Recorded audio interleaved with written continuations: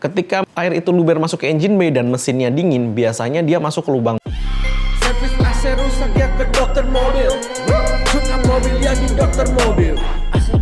Bensin boros ya ke dokter mobil. Dandanin mobilnya kagak pakai labil. Hai Auto Lovers, balik lagi dengan saya Dokter Mobil. Di video kali ini saya akan menjelaskan bagian-bagian apa saja dari mobil Anda yang harus sering Anda cek ketika hujan.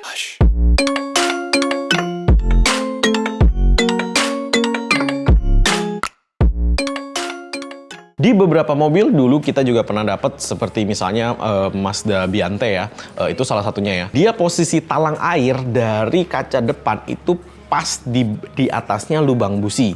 Nah, tetap yang namanya mobil ini tuh punya cover engine, jadi sehingga mesinnya kelihatan lebih rapi dan ketutup. Tapi ketika mobil ini diparkir di luar pada saat keadaan hujan dan hujan yang cukup deras, air itu nggak bisa terserap langsung lewat got-gotnya talang air itu, sehingga dia luber masuk ke engine bay. Ketika air itu luber masuk ke engine bay dan mesinnya dingin, biasanya dia masuk ke lubang busi dan akan membuat businya pinggirnya karatan. Nah, kejadian di tempat kita ada 4 atau 5 kalau nggak salah Biante yang businya karatan, kemudian ya kan tetap harus dibuka kan, itu kemudian yang menyebabkan busi itu patah. Kalau dulu kita agak setengah mati, kalau sekarang kita ada yang namanya tap drat kebalik untuk ngebuka patahan busi yang tersisa. Itu ya setengah jam lah, lebih lama lah, cuman nggak sampai major atau gimana-gimana, enggak. Nah, jadi kenali mobil Anda apa, dan saran saya sih tetap kalau misalkan yang namanya hujan, semua karet-karet itu dicek dulu. Terus untuk karet pintu terutama ya, jangan sampai masuk ke dalam, karet kaca, terus karet boot karet bagasi namanya. Bahasa Inggris mulu. Karet bagasi itu dicek karena kenapa? Bagasi itu bagian yang paling jarang kita lihat ketika kita nggak ada barang di situ. Nah, jangan sampai ketika karet bagasi itu ada yang kelipet atau sobek, airnya masuk ke dalam dan di bagasi itu basah semua. Biasanya itu akan menimbulkan bau.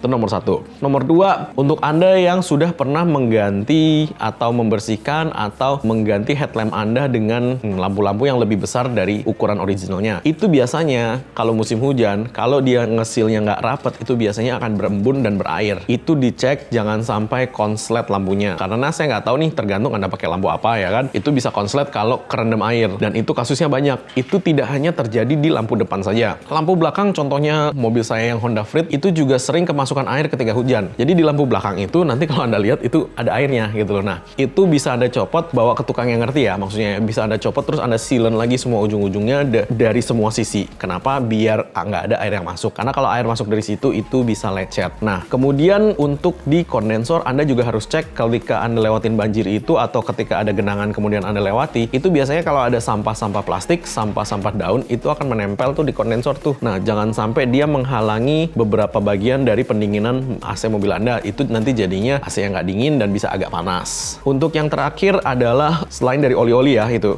untuk yang terakhir adalah rem. Nah, kalau rem itu juga udah kerendam air atau Anda sempat ngelewatin banjir atau basah, diusahakan jangan ditarik rem tangannya keras-keras. Karena kenapa? Rem tangan itu bisa lengket di disc brake atau di tromolnya.